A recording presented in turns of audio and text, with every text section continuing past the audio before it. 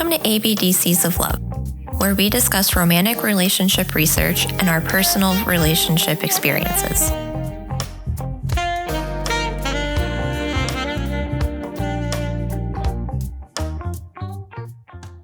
Hello, everybody. I'm Ashlan. And I'm David. And welcome to the ABDCs of Love podcast. This is episode 0. We're going to do something a little bit different today. In a normal episode, you can expect us to discuss relationship research and then connect it to our personal lives. But in this episode, we're going to instead tell you more about us. So we're going to start with telling you how we first met. We're going to talk about how we ended up going out. We're going to talk about how we got married. Ashlan, do you want to start with how we ended up meeting? Definitely. So this is a kind of funny story. It was 2015. I was 20 going on 21. I was in college in the middle of writing a research paper.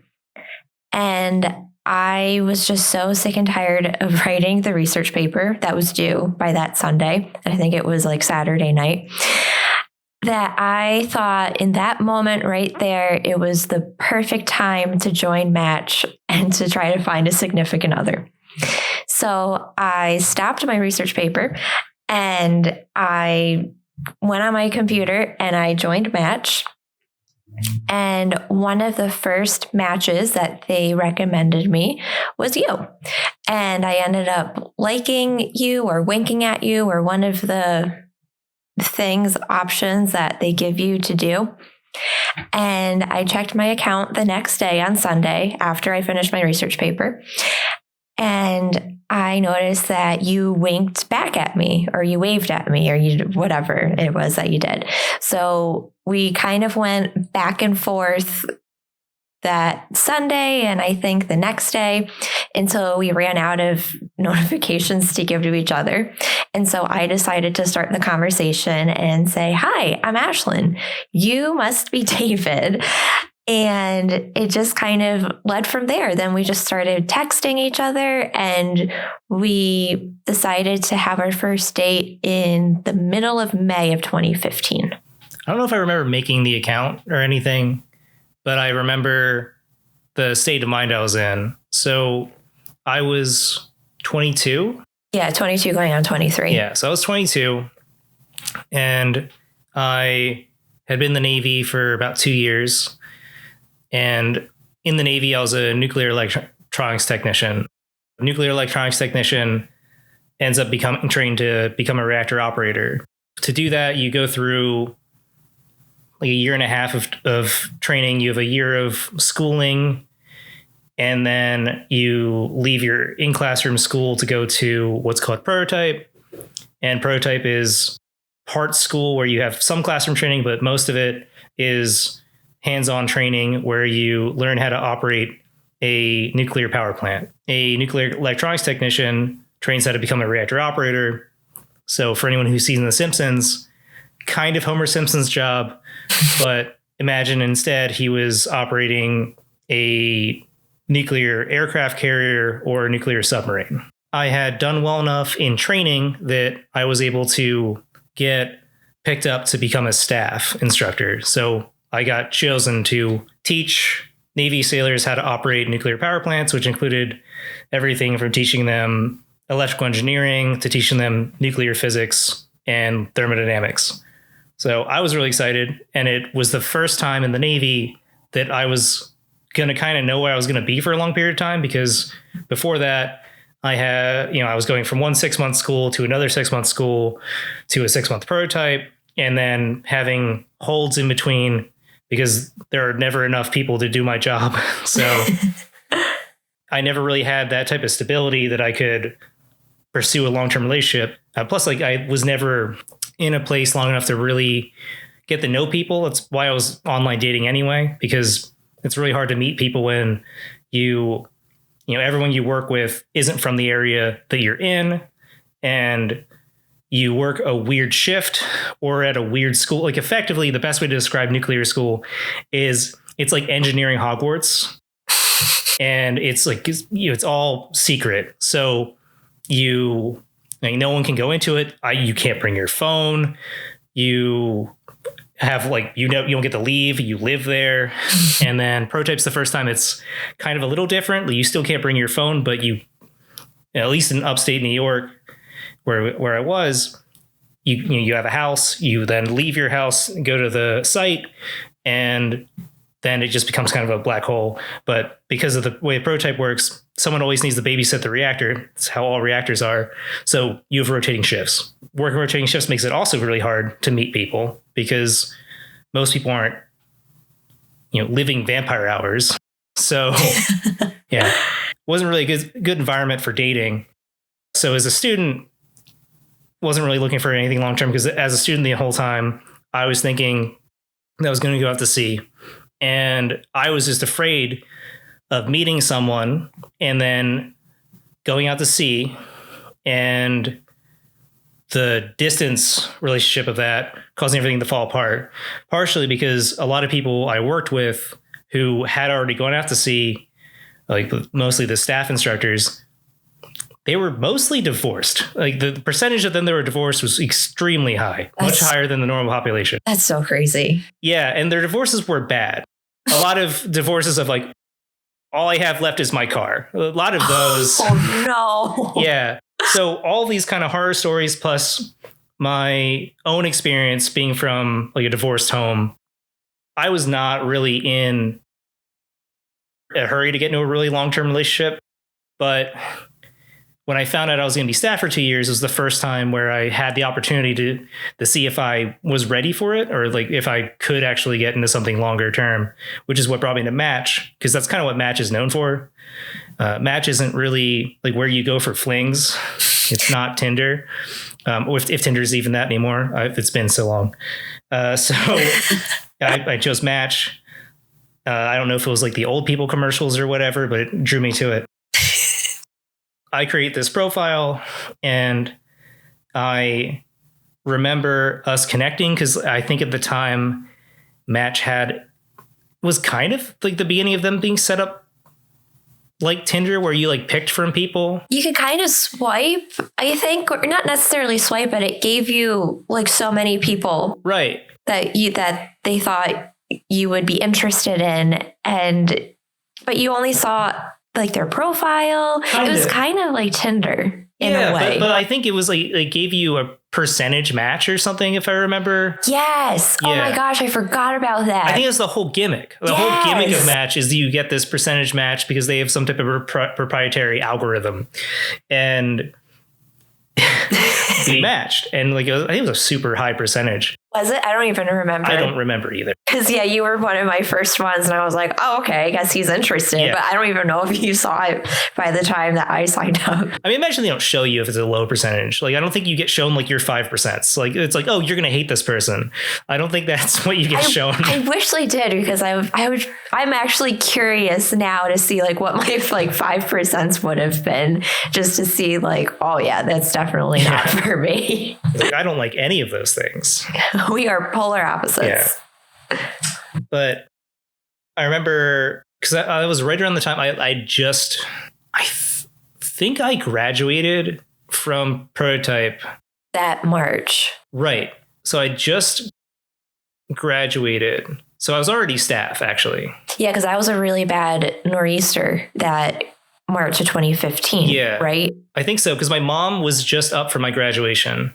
And my brother Ryan drove her, and they drove up in a blizzard, and they had to pull over a couple times. They still made it to graduation, but the experience of them being crammed in the car together for a 5-hour trip and the blizzard, just neither of them arrived stoked. They were look at that blizzard, quote unquote blizzard. It's just a typical Tuesday in upstate New York. All right. I mean, maybe, but I've also driven in upstate New York where you've hit a snow squall, and so scary. Yeah, because I drove one. We've totally gone on a tangent, but I've driven one where driving down to Pennsylvania to see my mom from upstate New York around the Albany area, it was as blue as a New York sky gets, so like some shade of gray. but didn't seem like it was going to be the end of the world. I go under an overpass. I come out the other side, and there's just snow everywhere. You can't see anything. I go under another overpass, and there's no snow, but a tractor trailer flipped over into a snowbank that wasn't there before. Yep. Just nuts. And if it was anything like that, like I don't blame them for being kind of upset. Yeah. That had happened. I'd just become staff. I was under the assumption that I was going to have more time because you always think the grass is greener. So as a student, you sit around and you're like, oh, what are the instructors really doing? You don't realize that they're training you, they're operating the reactor, and they're also training themselves in their own qualifications to be able to do other jobs, because you never just have one job in the Navy. And because they're nuclear engineers, they have to all take tests every month to make sure that they can still do stuff. So I went from being like, oh yeah, I can create this account because I'm going to, have more free time, to being like, oh, that's not what's happening at all. And, as soon as you start, you're immediately behind, because you have to go through a several week school on how to teach. And then you get out of that, and they just kind of give you a card that you need to get a bunch of signatures and learn a bunch of stuff. And they're like, go do it. And if you don't do this in like 2 months, we're going to change your orders and you're going to go somewhere else. So no pressure. No pressure at all.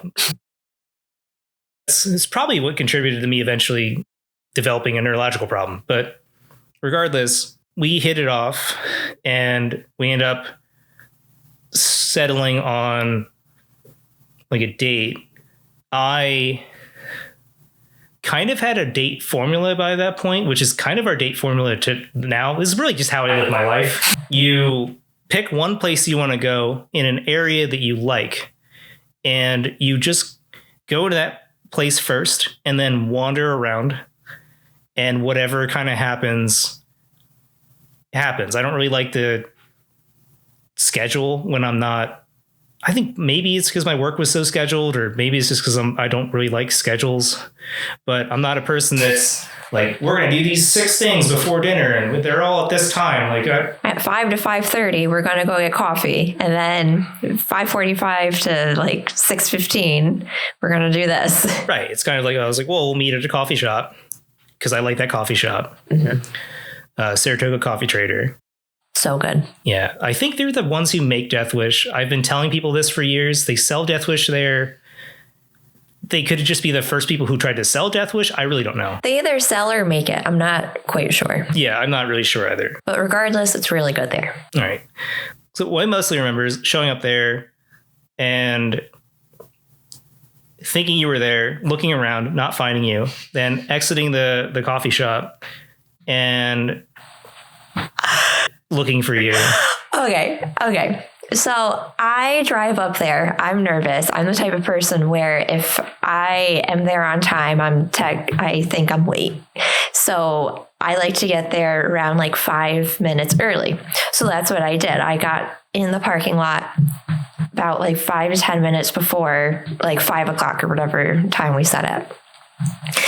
And you texted me saying that you were running late. And I said, oh, no worries. I'm still trying to find a parking spot. Or I'm sure I said something like that when I was really in my car trying to like calm down, like going on Instagram or doing something. And you texted me that you were here. And I said, oh, great. I'm here too. Figuring that you had just parked your car and you were walking in. But I think you meant to say that you were actually inside the coffee shop. Right, that's what here means. I didn't know that. I just thought you meant, oh, I'm here and I parked. And so I'm like, oh, okay. So I got out of my car and I was just kind of like walking slowly, just like taking my time. And I think you mentioned that to me. You're like, oh no, you texted me while I was walking there. You're like, I don't see you. Like, where are you? And I go, oh, I'm walking in right now. Oh, man. What I do remember is first seeing you, thinking that you have the most beautiful eyes.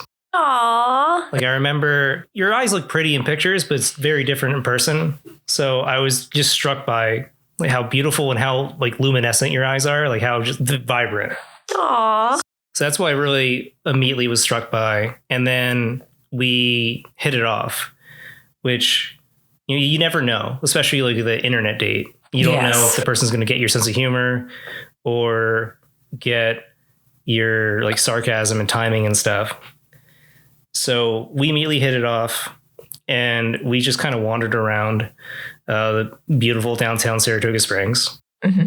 And I remember going to is it a candy place, or is it a cookie place, or is it an ice cream place? No, I think it's some type of bakery, because they had different baked goods. Because I think you got a brownie and I got a chocolate chip cookie. Right. Okay. I just didn't know if like they were specifically like a cookie type of place. No, because I'm pretty sure you got a brownie, but I don't know if they're still there or not. But I'm pretty sure it was a bakery. Yeah, but I remember we went there, and then we eventually, did we go to Spa Park? Yes, we did. Right. With the fountains, right? Yeah, the fountains that eventually got vandalized by students from the base, which is, it was, we got yelled at for that.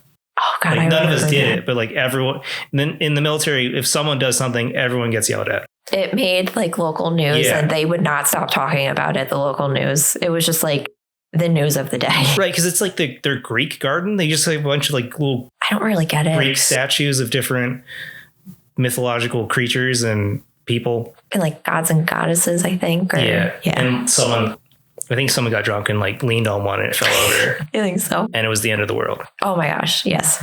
So yeah, we went there, and then I think we had talked at some point about you hadn't ever had sushi. I don't know if it was via text or if it was on the date.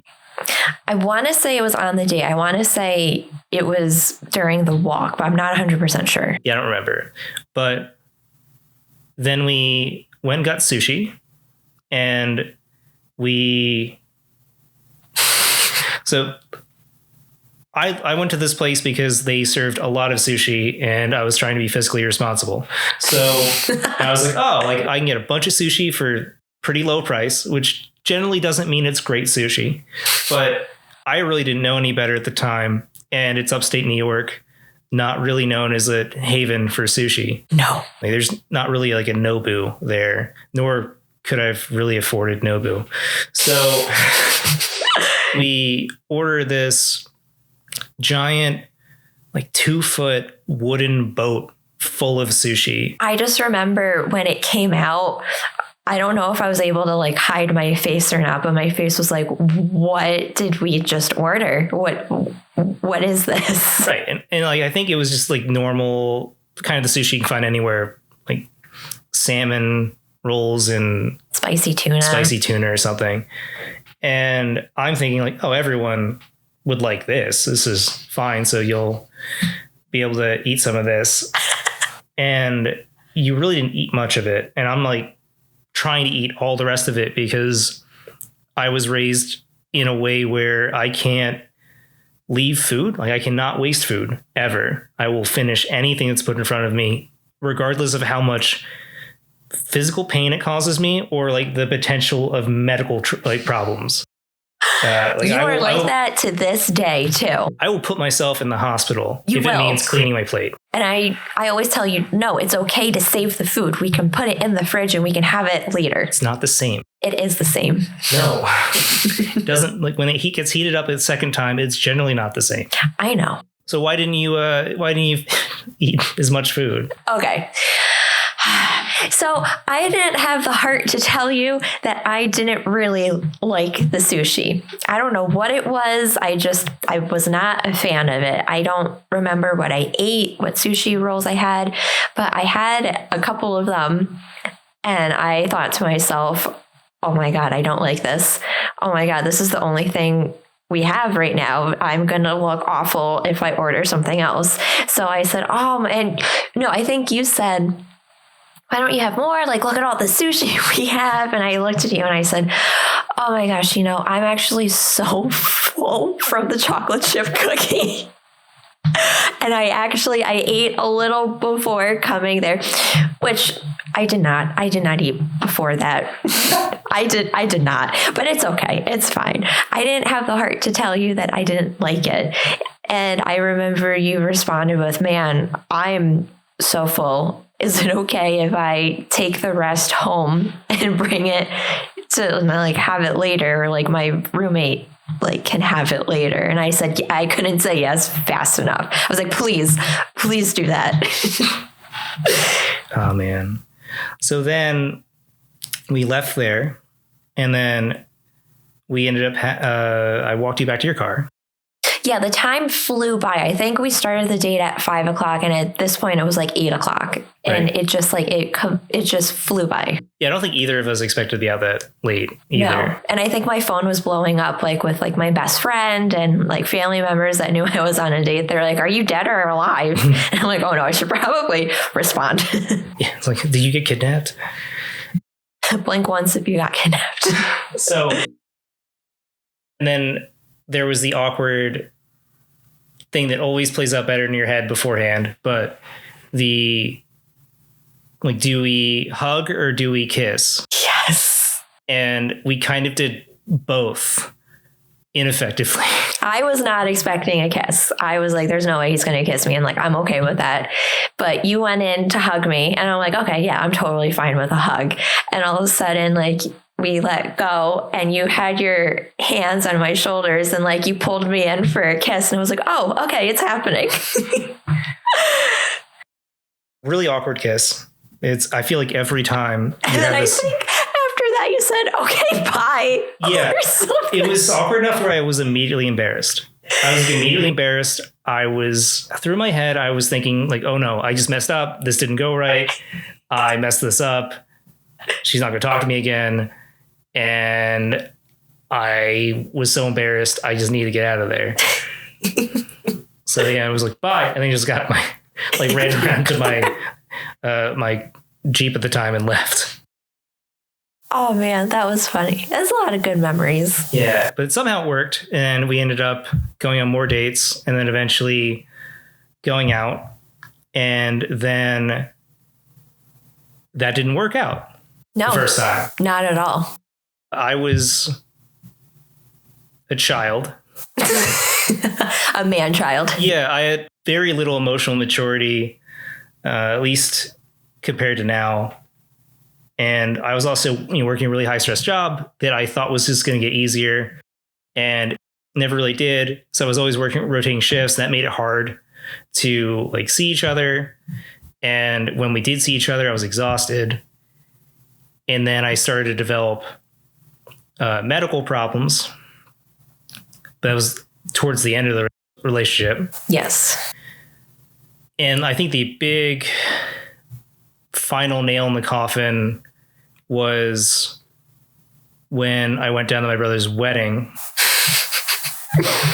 My brother got married in the Outer Banks, and I didn't realize, because I was in the Navy and wasn't really around everyone as much, that something in the lead up to the wedding caused a kind of civil war between him and his wife's family and my mom.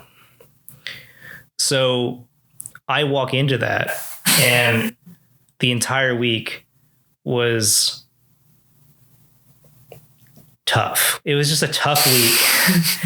It was fun, and it was nice to be around him and to be around my other brother and to be around my mom. But when everyone was all in the same place, it was just really painful. And while down there, my mom was walking the dog on the beach. And because of that, she was planning to go into the water. So she gave me her phone, and I had my phone on me. I wasn't expecting to go in the water, but she was expecting to like go down by the water. And at some point, my mom's dog, which is now our dog, Lucky, she took off into the ocean. For some reason, I had been tracking sharks that whole week. I don't really know why. I think it started with my brother Sean, but I don't know. Because that's what you do on vacation. You just track sharks. Yeah, you're like, oh, I wonder what sharks are off the coast of the Outer Banks. Then it scares you. Then you go, oh my God, that's how many sharks there are, like on the coast. Right. And that's all I could think of. I was like, my dog is going to get eaten by a shark. She looks like a seal, kind of. Yeah, she does. So I take off into the water and I carry my dog out of the water. And then I just feel my leg on fire because my iPhone is now like 300 degrees. And I proceed to try to order a new one, but it took a couple of days to get there. So you don't hear anything from me. No, and I'm going crazy. Right. I feel my anxiety was through the roof. I was the type of person that I would send like a million messages to him, and I would track like when he was out of work, and if he didn't text me back, I would just keep texting him until I got some type of response, which I'm sure you absolutely loved. I mean, I couldn't have my phone at work, so it's not like I could update you and tell you when I was going to be out. Like people did that at work when they would call like their wives because they had kids and stuff. And they're like, hey, I'm not going to be home for this thing. Right. We were just like 2 months into a relationship. Right. I wouldn't really know how long I was going to work for because sometimes you'd be at work and then you'd find out you did have because you're always in qualifications or something. So either I'd be staying late to work on my own qualifications or I'd have an opportunity to work with someone else to like accomplish a task, or I'd be staying late because we needed to do something for training or maintenance. Or I'd stay late for something as much as a student came up to me and asked me if I could work on stuff with them. Yeah. And so because of that, I never really heard from you, but I would always get some type of answer eventually. And so when this happened, I had absolutely no idea what had happened. So the whole weekend or week, I don't even remember how long it was, I kept texting. I think I eventually called you at one point because my anxiety was like, oh my God, he's dead in a ditch somewhere. Only you can save him. Only you know his number. You must go find him. Something was going through my head. I don't even remember what it was, but I didn't hear anything, a peep from you. And I'm like, great.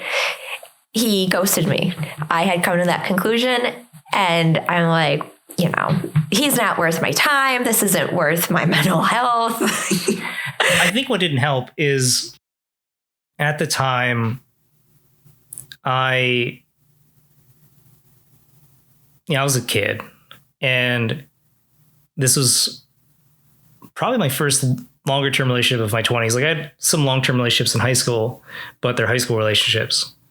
And I had never been friends with someone I was dating. It was always like I would meet someone in a dating context and they'd always kind of stay in a dating context. And I always had this weird separation of the two.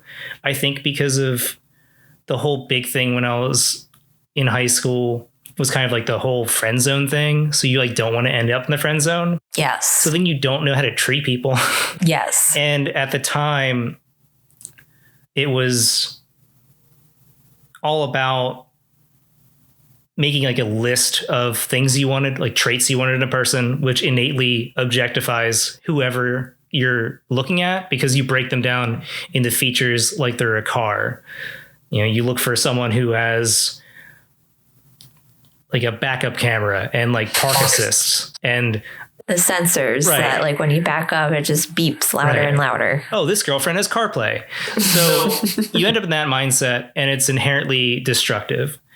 And the other part of it was you don't even control the progression of your relationship because you think that you're supposed to meet a certain timeline of X number of dates you do this, or this number of months you do this.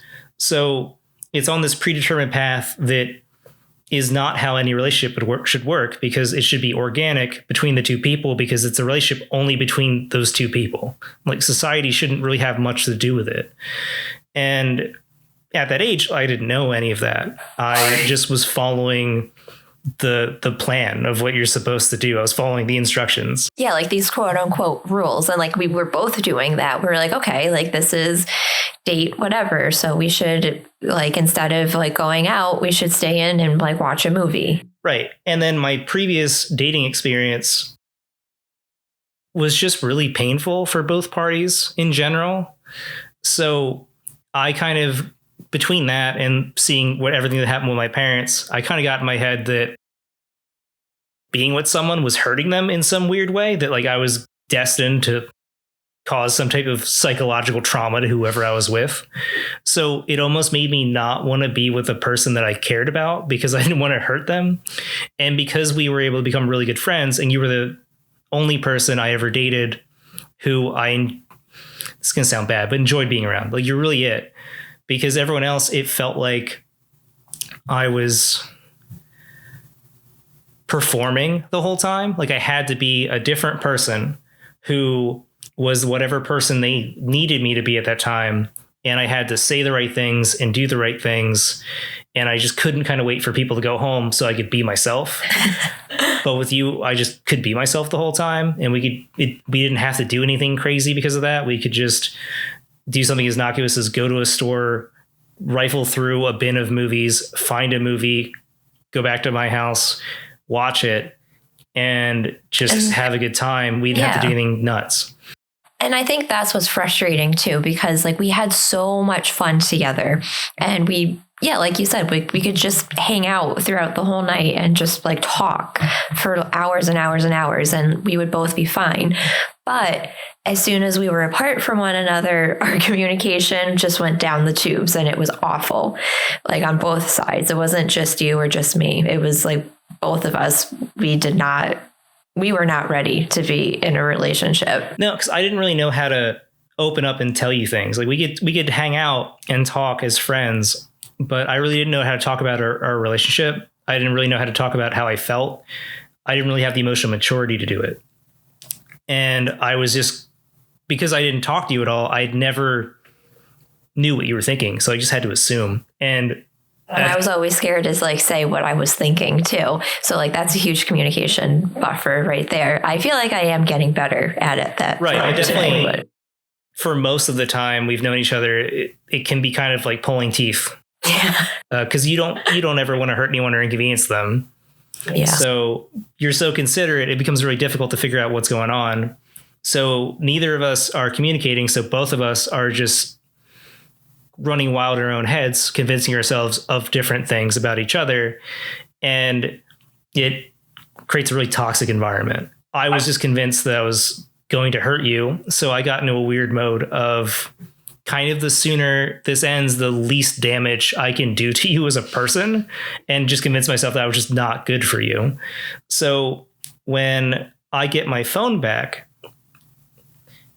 and see all of those messages, I was kind of at the point of like, well, this is over. And we broke up. Then this cycle kind of would happen of I would like date someone, realize that was really bad, and then think about how much better things were when we dated.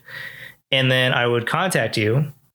The first time you contacted me after we broke up, I was like, in February or March of 2016.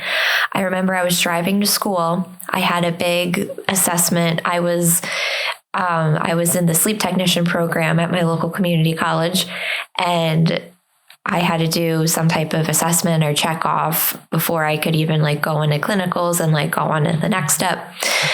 And I was driving to school, and I was at the light just before school, and I look at my phone to change the song or do something, and I see that I get a text from you saying, "Hi, how are you?" I remember I was at the light. I could not roll my eyes loud enough, more enough, whatever. And I said, "Not today." And I kind of threw my phone to the passenger seat, and I kept driving, and I eventually passed the assessment. But I think I texted you probably the next day or two, because I was like, I do not have this in me to do it right now. Yeah. And I think like the whole time I really just wanted to become friends. And eventually we did become friends again. Yes. I then proceeded to still have to put myself through a bunch of traumatic relationships. I think I just didn't think I deserved to be happy. Yeah, you would tell me some of the stories, like when I would not hear from you, I knew you were dating someone, and like that was fine. I didn't care because I was still on like dating sites too, and I was kind of like quote unquote dating people, I guess, at the time. And I remember when you would contact me after being in a relationship and just hearing the stories. I'm like, what are you doing? Like, why? Why are you doing that? Well, the reason I wasn't talking to you is in one of those, I was dating someone, not even really dating them. We were seeing each other, and then I found out that person was seeing also someone else I worked with. And then I was talking to a friend of mine that we weren't romantically connected at all. And it was a girl, and she saw that person had messaged me, and she punched me in the face. That one. Yeah. So, yes. And I asked her to leave my house. So that's like kind of my incentive for not talking to you while dating people, because I did not want to be punched in the face again. Not again. So. But you're going to put yourself through all these like awful relationships though anyway, because you deserved that, right? I think it took that for me to learn what is important in a relationship. Mm-hmm. I think it took that for me to learn how to communicate, and that you don't have to live with having to perform. You don't have to be someone else to be with someone. You don't have to put up with everything being on eggshells all the time. You want to be with someone that you can be yourself with, that you can talk honestly with, that you can be open with and communicate with.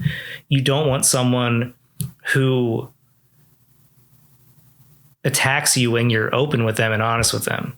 Yeah, absolutely. And I wouldn't have learned that. I really think it took all of those incidents to help me grow, and also to understand how ridiculous the notions I had were, how ridiculous it is to try to fit into some type of schedule, how ridiculous it is to break someone else down into features.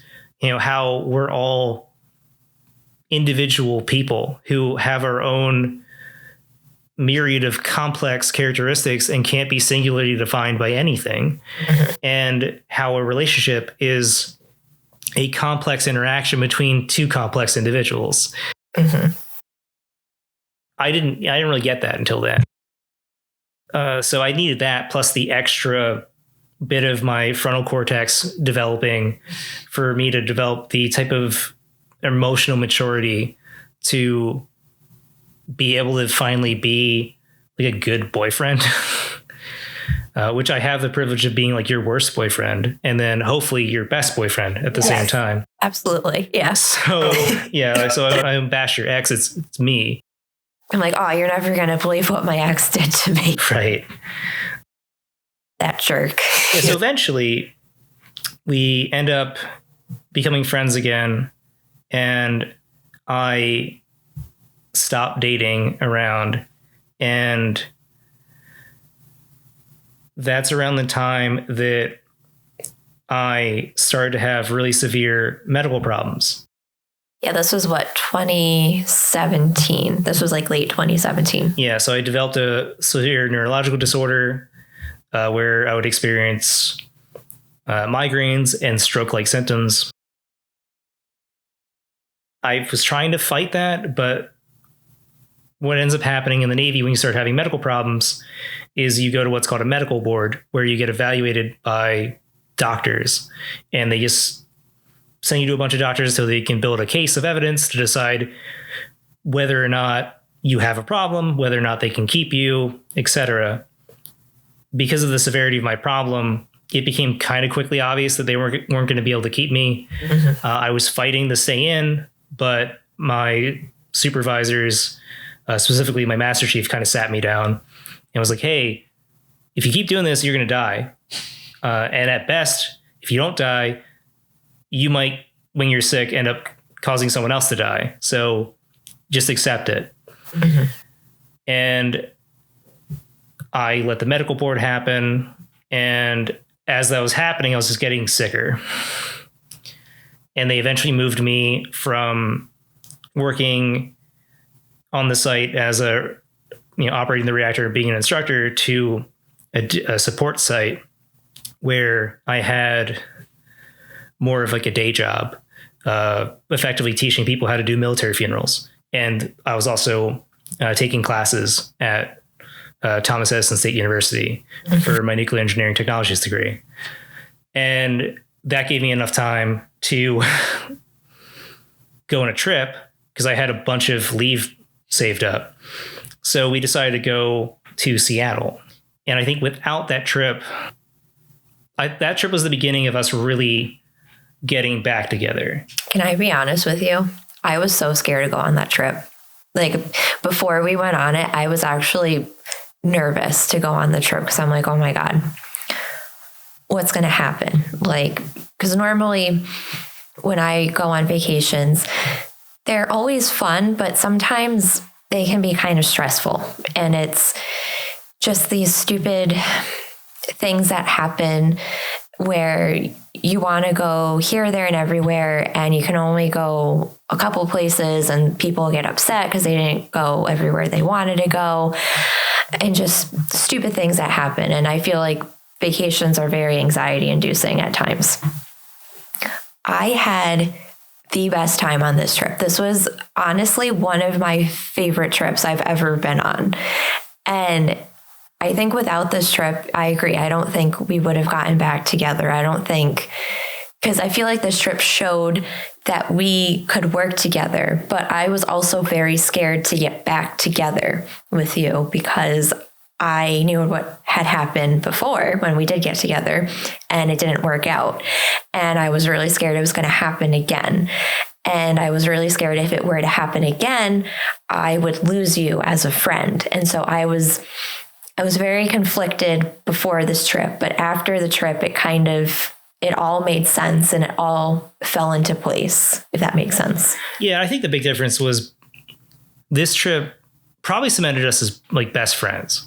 Yes, it really did. So we were friends, and then this trip kind of made us best friends with just how close we were, how effortless the whole trip was, how we both handle problems in similar ways in terms of just like the way we interact with problems is in line with each other. I'm trying to figure out how else to describe it.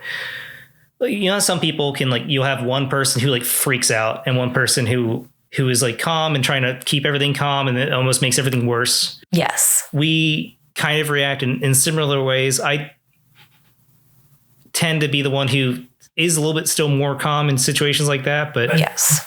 But overall, we are very good at when there's a problem, we can kind of effectively solve it. But also when there's a problem, neither of us freak out about it. We just kind of live with it.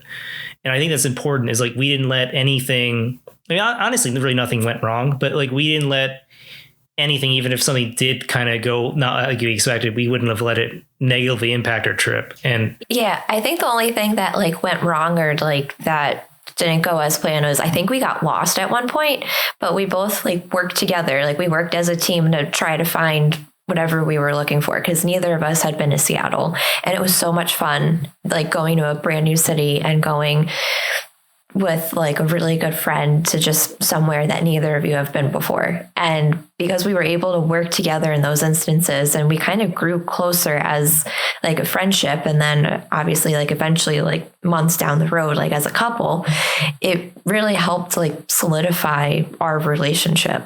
Plus we were kind of living together for a couple of days.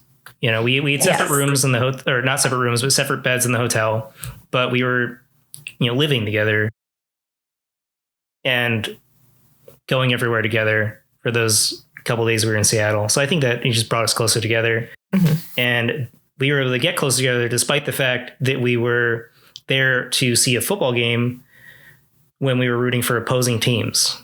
That was so much fun. It was. So that was the year the Eagles won the Super Bowl. Mm-hmm. So you're a Seahawks fan. Yes. Because the colors are pretty.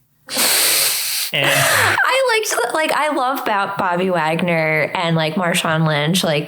Who doesn't? Right. Exactly. Right. But so we were there. Obviously, Marshawn Lynch wasn't on the team anymore, but I still liked the team. Was that the year he was in Oakland? I think so. Yeah, because it was 2017, December of 2017. Okay. Yeah, despite that, we went to the game.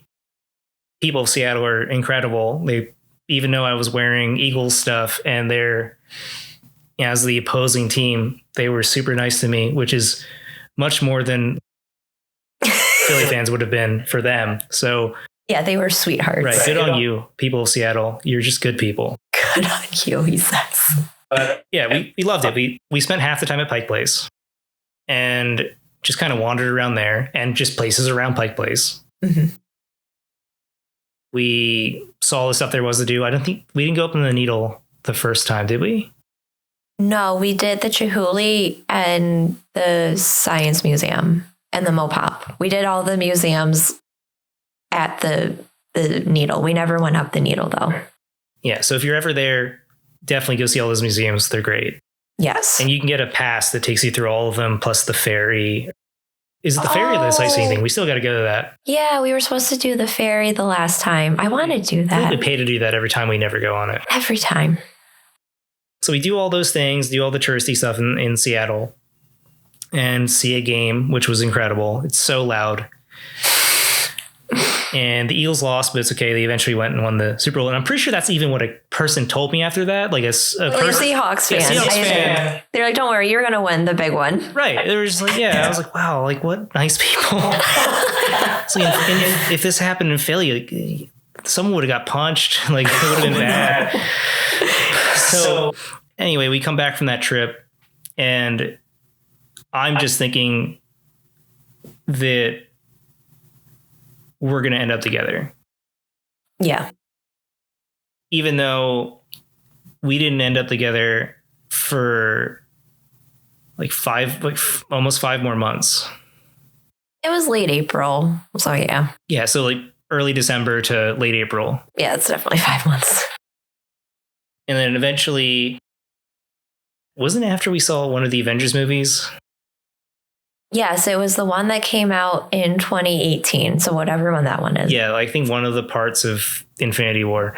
Yeah, because after we came back from the trip, we were still like not going on dates or anything, but we were still hanging out as friends. Like we were still going to movies. We were putzing around, God knows where in upstate New York, probably like Saratoga or wherever. And yeah, we were still doing all of that. And like, I feel like we saw each other more and more after we got back from the trip. I mean, yeah, I think it helped that the Navy had decided that I was useless. So they didn't have me do anything at that point. So I got to go home early every day. And then the days that I was sick, which were a lot of the days, I would text and someone would check in on me to make sure I was alive. And then I would go to medical appointments because I had them all the time. So most of my job was going to medical appointments by that point. And it made a lot more time for you to come up and visit. Yeah, because I was working nights. I was a full-time registered sleep tech. And so I had like a really weird schedule, but I only worked 3 days a week or 3 nights a week. So I had like long breaks in between. So that was a lot of fun having all that free time. Right. And I only worked Monday to Friday when I did actually work Monday to Friday. Mm-hmm. Yeah. So I told you I loved you and told you how I felt about you and asked you to go out again. And we ended up going out again. Mm-hmm. The medical board decided to medically retire me. I then was scheduled to get medically retired the last day of August, which was about 2 weeks shy of my 6-year point in the Navy. And I got house hunting leave to try to find a place to live. Mm-hmm. I had decided to move to Phoenix because of the Phoenix VA. And I assumed that if upstate New York was maybe causing my problems, which I didn't know if it was, but I was determined to kind of isolate what was happening. With how cold it was and just like all the snow we get. Right. So I picked the opposite. I picked a place that doesn't have precipitation and that's always hot. Yes. I also wanted to go back to school for neuroscience because I was determined to kind of figure out what was wrong with me and help other people with similar situations. So I applied to go to Arizona State University. And we came out to Phoenix when we were supposed to be house hunting. We came out in August. Yeah. And instead of house hunting, we just pretty much had vacation. We went to the Grand Canyon and back.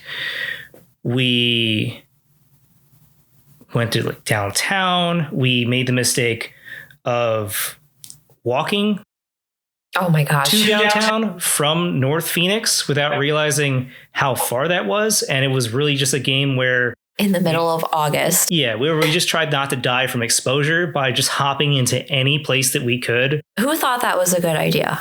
I don't remember. We're used to Northeast cities where you can walk to stuff. So we didn't think it'd be that much. And also we didn't realize that we could have just taken the light rail until someone told us after we had walked all the way. Mm-hmm. So yeah, it was our bad, but we survived. And that was another trip that showed how well we work together. Yeah, that was another fun trip. Yeah, because there was a lot of instances where we like worked together and we were able to solve whatever problem we were in. Like, for example, walking. Like, that was a lot of fun trying to figure out how to fix those problems. Right. Plus, we fell in love with Arizona State University's campus. Yes, Tempe's campus. Yeah. Yeah, we fell in love with the Tempe campus. And I kind of blew off the realtor I had because I was just like, well, I'll just live in housing near the campus and walk. And we left without me having a place to live, but I had a pamphlet. So yeah, we had a pamphlet and we had good times. We had good memories. Exactly. At some point, I asked you if you want to go on the road trip with me to get out to Phoenix. Yes, I think it was the beginning of September you asked me. Right. So I asked you in the beginning of September, and then in the beginning of October, or at the end of September. It was like the last day of September. Right. It was like technically the first 2 weeks of October. Yeah. So we then took a 2-week road trip to Arizona because we wanted to see everything. So we went to Yellowstone. We went to Seattle again. We went to San Francisco. Right. Yeah. We went to San Francisco. We went to Disney. We did all of these things. We went to Denver too. Oh my gosh, I was in the middle. Yes. Yeah, we went to Denver. We went to Denver. Boise. Like we went to a ton of places. Everywhere. We started at Niagara Falls as well. Yes. Do you remember that one? That was the one where, because I had just come off of an overnight shift and he picked me up at like 3:00 that next day in the afternoon. So I only got like a few hours of sleep. And when we got to Niagara Falls, I was so tired. I think I cried at one point. I just told you, like, I just want to go to sleep. I'm so tired. It must have been like 11:00 at night, but we slept until like 11:00 a.m. the next day. And you're like, yeah, we can't do that again because I got charged a late fee. Yeah, we didn't check out in time. But I do remember seeing the fireworks because the fireworks are from like the Toronto side. Yeah. And Toronto just looks like this magical future city from Buffalo. And there's these fireworks and it's beautiful. And I think at some point I was like, ooh, sky flowers. And some little girl next to me stared at me like I had just ruined Christmas. Like you just offended her whole family. Right. Like I had also told her that Santa Claus wasn't real. So it was after that, I didn't say anything else. Oh my God, I totally forgot about that. That was so funny. But yeah, so we had this amazing road trip where we saw all types of things. And that road trip is the reason we're married. Yes. If that road trip didn't go well, I wouldn't have asked you to move out with me at the end of the road trip. Because I remember when we were driving from the Albany area to Buffalo, we were talking and you're like, all right, what's going to happen to us when I move to Phoenix? And I remember looking at you and saying, look we're going to enjoy these next 2 weeks together. We're going to see where it takes us because I don't know what's going to happen. I'm not like a fortune teller. I can't see in the future. And we just kind of lived in the moment. And I think allowing us to live in the moment really just, it made everything clear.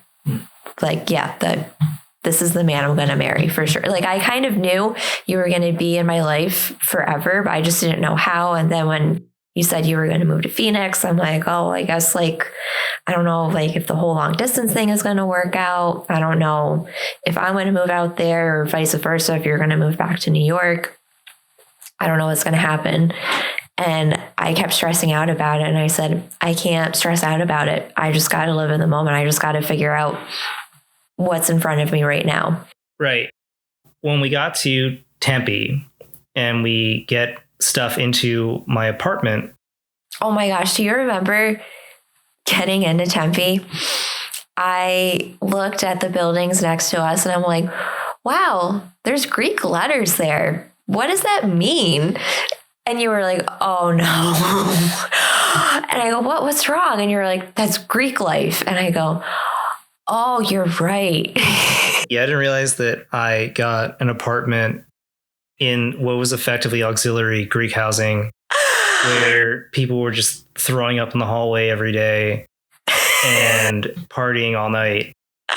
And I'm effectively an old man. It was so funny. It was so funny. We get there. Did I ask you that night to move out? Yes. And you really asked me that next day. That next day, you went back home. Mm-hmm. I remember then, because I didn't pack all of my stuff smartly. So I had to have some stuff UPS'd out to me at expense, which was insanely expensive. And I went to pick it up and take it into my apartment. And I just kind of started crying. Well, I started crying when you first left, when you got into the Uber. That was the worst Uber drive ride of my life because I was fighting back, crying so hard, but the person was very chatty. And it was so bad. I wish you were flying in the car for that one because she was just trying to make conversation short or just trying to talk to me. And I was just very short with her because it was bad. Oh yeah. I remember because I was going to go to, there was a System of a Down concert in Phoenix in Talking Stick. I was going to go to that. Right. But I didn't because I had spent the whole day crying. That was kind of what would spell the situation because I got there and didn't start school until the spring and then was kind of just depressed for a couple months there. We did do the long distance thing, right? But it was really, really, really, really difficult. When was the first time you came back to visit? Wasn't that Christmas? Yes, it was a couple of days after Christmas. Right. Because that's when we went to the Odyssey Aquarium and stuff. Yes. Yeah. And I remember that was tough. Yes. And then I came back out for your spring break. So the first week of March. Right. I remember one of the most poignant parts of the whole thing was I was in a critical literature class that I took for fun. And it focused on a lot of indigenous literature. And we got to go to a poetry reading by Natalie Diaz, who's a very, very talented poet and also teaches at the MFA program at ASU. And she read one poem that just made me miss you a lot. And I remember trying not to cry in front of my professor on the way out. Yeah, so it was just tough. Distance relationships are just really tough, especially when we're in different time zones. Yeah, that was really difficult. The time zones, I was also on the night shift too. And it was really tough. And then you finally moved out. I did. Yeah, I said enough of this. And I moved out in late April of 2019. And that was the second best decision of my life besides getting married. Really totally changed everything for me, because like we finally had to live together. And I think the craziest part is we were living in a studio apartment. Mm-hmm. We had no room. And I think everyone has always told us that we're going to get sick of each other. Mm-hmm. On the road trip, we were told we were going to get sick of each other. We've just always been told that, but we were in a little tiny studio, Mm-hmm. hanging out with each other all the time. It was so much fun. It was incredibly fun. And we just always enjoyed being around each other. It's weird to say, but being around you doesn't feel any different than how I feel when I'm just alone, if that makes sense. I'm not saying that you make me feel like I'm alone. No, you feel comfortable. Right. The level of comfort. It doesn't feel weird. It doesn't feel like there's someone else there judging me. Just like breathing down your neck. Right. And you're like, what are you doing? Why are you doing it like that? Right. It's not like the Sart, hell is other people. The view of the other changes you. It doesn't feel like that at all. It feels comfortable. It feels right. Yeah, same here. And I remember when I moved out here to Phoenix, I was like, I don't know how this is going to work. I've never like lived with a guy before, let alone like obviously my boyfriend. So I was like, I'm just going to see what happens. I'm just going to be myself, and that's all I can do, obviously. And it's been nothing but such a great time. And I remember it was probably after the first month I moved in. It was like clockwork. Like once a month you would say, let's just go to the courthouse. Let's go get married. Come on. Like, what are we waiting for? Let's go get married. And I would look at you and be like, no. I was like, why don't we just wait for like a big wedding and we can have a big celebration with everybody? I mean, I think I also was part of I helped make the plan of we're not going to get married till after grad school. Yeah, that's true. But I do remember you also saying like about once a month, you would be like, let's go get married. And I'm like, I want to, but like, why don't we just wait? And why don't we just like wait for the big special day? I know you wanted a dream wedding, and I wanted you to have that as well. That was where the plan came for, after we get done grad school, your family can be there, my family can be there. We can have the whole big wedding. We can design everything we want for it. Really everything you want for it. And it can be just like you always wanted. But we were already ready to get married. And we already knew that's what we wanted to do. Yeah, because it felt right. Right. And then the other part was I was waiting until I had the money to get an engagement ring, because we were both just living off of my GI Bill. Mm-hmm. And both were students full time. It was really just waiting for perfection, which is kind of what we do. We just sit around and we wait until things are perfect. Every time. And every time it ends up showing us that we shouldn't have done that. We should just kind of go with the flow, which is, I think, what we're trying to learn to do more. Yeah, exactly. But the pandemic happens. We end up finding a house, which is great, because living in that apartment complex during the pandemic was awful. And it was so bad and terrifying. It was. We moved into a house when there was finally like that little break in the pandemic. Mm-hmm. We went to Vegas. I think it was the 4th of July of 2021. I think so. I had only been in Vegas for a couple hours when I had done a previous road trip with my old roommate. And him and I went there, walked to every casino, and then went to sleep. That's the most Vegas I ever experienced. This was my first time going to Vegas, and it was definitely an experience. I had so much fun, just people watching. It was quite the trip. Yeah, it was wonderful for that. And then that's really when I remember like getting on you about getting married, because every time we would walk past like a casino with a chapel, you would look at me and go, "Hey, Ashlan," and you would just like give me the look. I'm like, no, I'm not. I will do a vow renewal in Vegas. I don't mind doing that, but I do not want to get married in Vegas. Like, that's just something I don't want to do. I mean, it was also because all the ones we saw were closed. Oh my gosh, they were closed. I forgot about that's that. why I was saying it. David. Well, I know this can't. This gets across both points. The point that I want to get married, but also we can't do it. So it works out. Wink. Yeah. So we have a really great time. We come back, and a month later, we just kind of collectively decide to get married. Yeah, because during the pandemic, I went on social media a lot, which I feel like a lot of people did the same thing. And a lot of the people that I went to high school with that were in romantic relationships, I feel like half of them either broke up or the other half like got married and like furthered their relationship.